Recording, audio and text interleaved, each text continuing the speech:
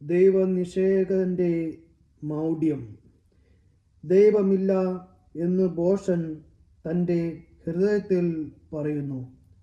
മ്ലേച്ഛതയിൽ മുഴുകി അവർ ദുഷിച്ചിരിക്കുന്നു. നന്മ ചെയ്യുന്നവരുമല്ല. ദൈവം സ്വർഗത്തിൽ നിന്ന് മനുഷ്യമക്കളെ നോക്കുന്നു.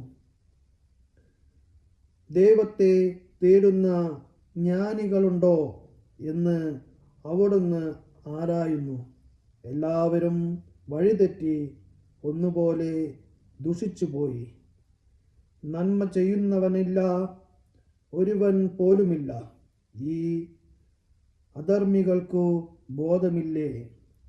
അവർ എൻ്റെ ജനതയെ അപ്പം പോലെ തിന്നെടുക്കുന്നു. അവർ ദൈവത്തെ വിളിച്ചപേക്ഷിക്കുന്നില്ല. അതാ അവർ പരിഭ്രാന്തരായി കഴിയുന്നു. ഇന്നോളം കണ്ടിട്ടില്ലാത്ത പരിഭ്രാന്തി. ദൈവം അധർമ്മികളുടെ അസ്ഥികൾ ചിതറിക്കും. അവർ ലജ്ജിതരാകും. ദൈവം അവരെ കൈവെടിഞ്ഞിരിക്കുന്നു. ഇസ്രായേലിൻ്റെ വിമോചനം സിയോനിൽ നിന്നു വന്നിരുന്നെങ്കിൽ, ദൈവം തൻ്റെ ജനത്തിൻ്റെ സ്തുതിക്ക് പുനഃസ്ഥാപിക്കുമ്പോൾ യാക്കോബ് ആനന്ദിക്കും, ഇസ്രായേൽ സന്തോഷിക്കും. ദൈവം എനിക്ക് സഹായം. ദൈവമേ, അങ്ങയുടെ നാമത്താൽ എന്നെ രക്ഷിക്കണമേ. അങ്ങയുടെ ശക്തിയിൽ എനിക്കു നീതി നടത്തിത്തരണമേ. ദൈവമേ, എൻ്റെ പ്രാർത്ഥന കേൾക്കണമേ. എൻ്റെ അധരങ്ങളിൽ നിന്ന് ഉതിരുന്ന വാക്കുകൾ ശ്രദ്ധിക്കണമേ. അഹങ്കാരികൾ എന്നെ എതിർക്കുന്നു. നിർദ്ദയർ എന്നെ വേട്ടയാടുന്നു.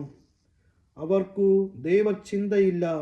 ഇതാ ദൈവമാണ് എൻ്റെ സഹായകൻ. കർത്താവാണ് എൻ്റെ ജീവൻ താങ്ങി നിർത്തുന്നവൻ. അവിടുന്ന് എൻ്റെ ശത്രുക്കളോട് തിന്മ കൊണ്ട് പകരം വീട്ടും. അങ്ങയുടെ വിശ്വസ്തതയാൽ അവരെ സംഹരിച്ചു കളയണമേ.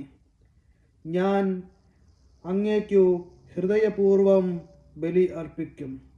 കർത്താവേ, അങ്ങയുടെ ശ്രേഷ്ഠമായ നാമത്തിനു ഞാൻ നന്ദി പറയും. അങ്ങ് എന്നെ എല്ലാ കഷ്ടതകളിലും നിന്നു മോചിപ്പിച്ചു. ശത്രുക്കളുടെ പരാജയം എൻ്റെ കണ്ണുകൾ